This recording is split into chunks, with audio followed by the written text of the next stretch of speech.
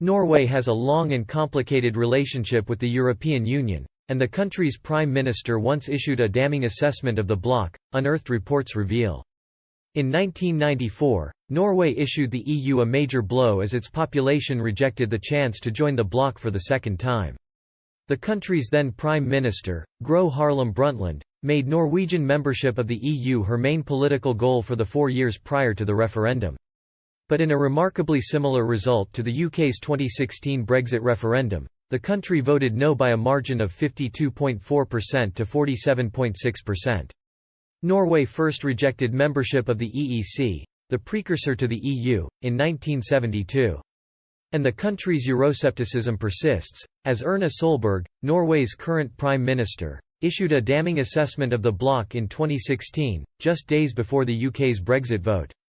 Ms. Solberg told Politico, "The EU has a lot of problems on its own, so it is not very attractive.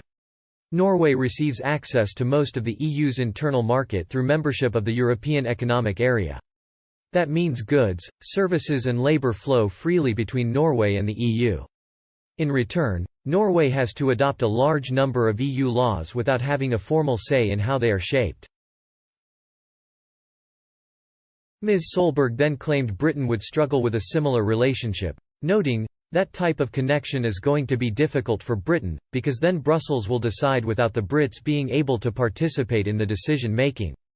In a 2018 report by The Independent, Jonas Helseth, a Norwegian ex-EU advisor, appeared to agree as he explained why Britain could never accept Norway's model post-Brexit. Mr. Helseth, now the director of Bologna Europa, wrote, "Firstly, what might seem comfortable enough for Norway would hardly prove so for Britain. Norway does indeed have access to the EU single market without full EU membership, but that comes at a democratic cost.